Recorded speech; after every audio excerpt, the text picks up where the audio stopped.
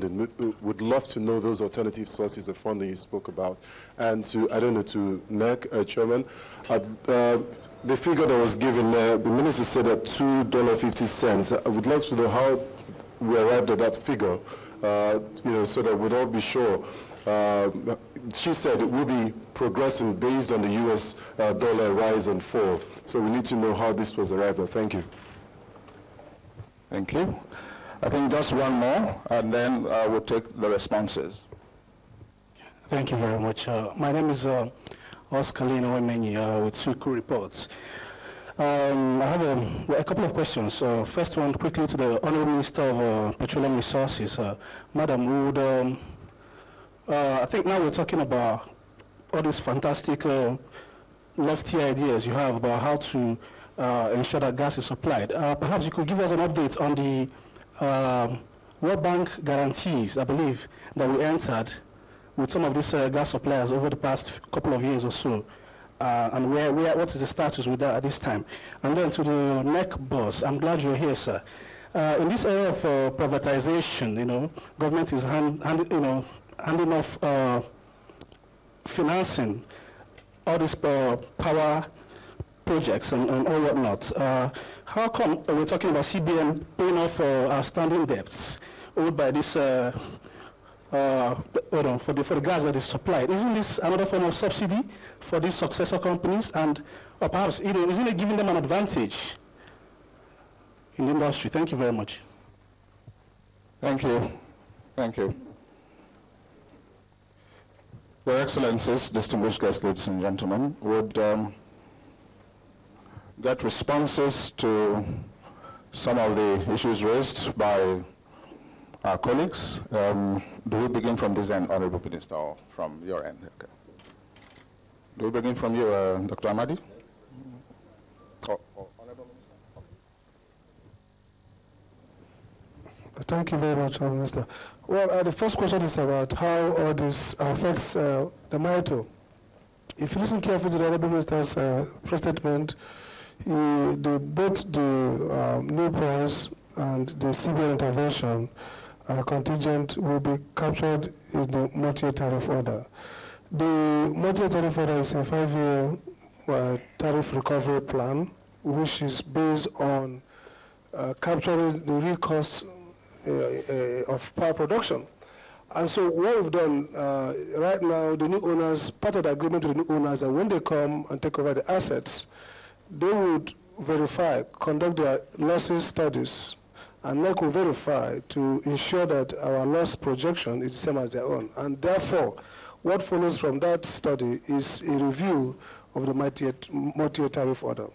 So that process is ongoing, and so both the new price for gas and the support that the CBN is going to make are part of the cost in the industry that the new review of the existing MITO model will address. So essentially, it's part of the plan to review the losses and then always get to a more cost-reflective tariff. So that's factored.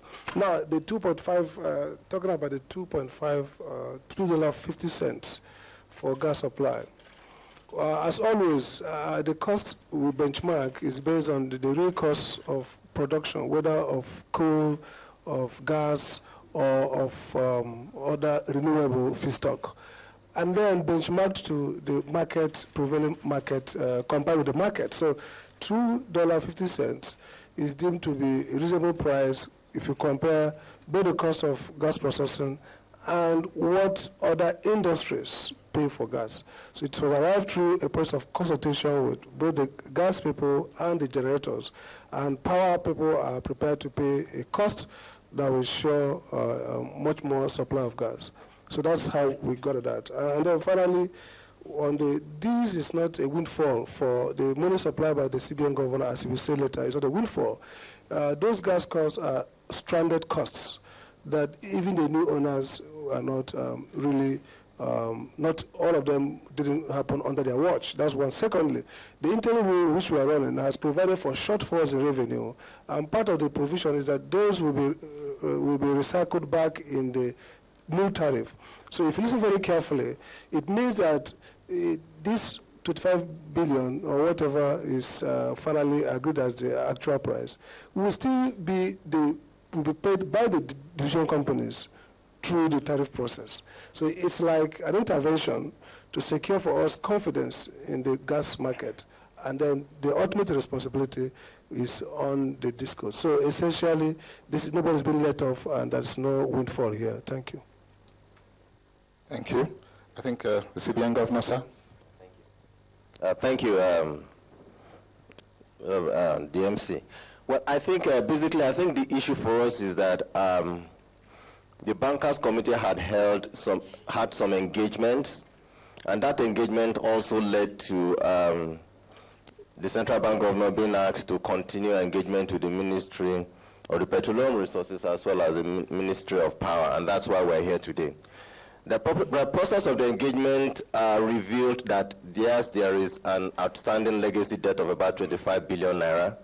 And we thought that as financial catalyst in this process, that what we should do is to give support by ensuring that the existing gas suppliers are given some confidence by ensuring that the existing debts are paid off.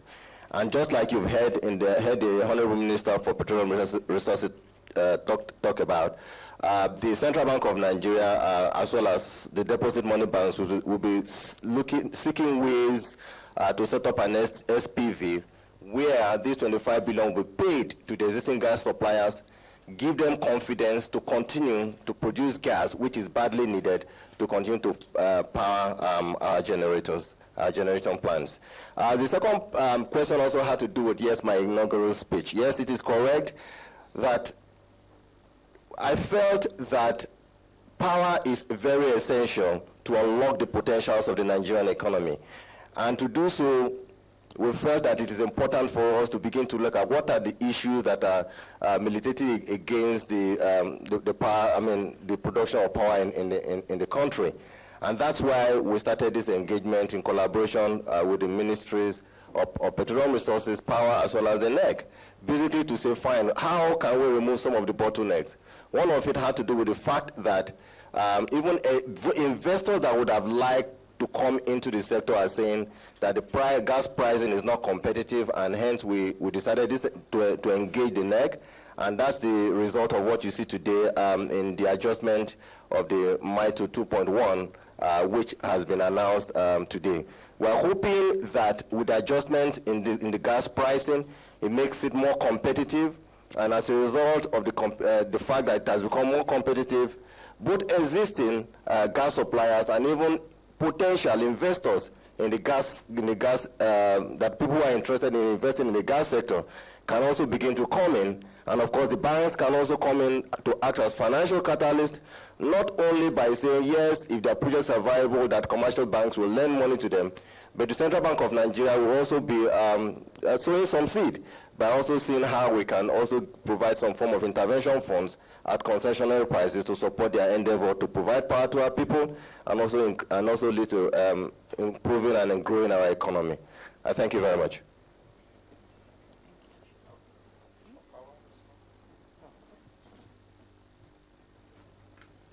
Thank you very much. I have two specific questions here. The first one was on the NIPP project, and whether I'm satisfied that the current arrangement will deliver the needed gas.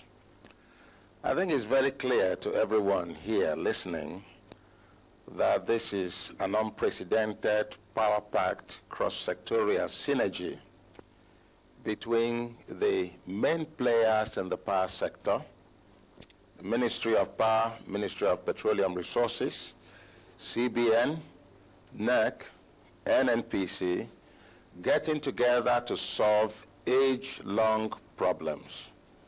If this kind of synergy had existed in the past several years, we would not be worrying about the gas situation today.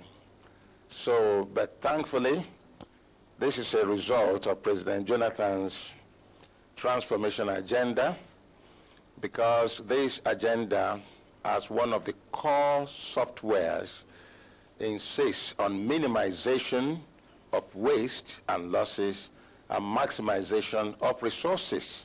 We have the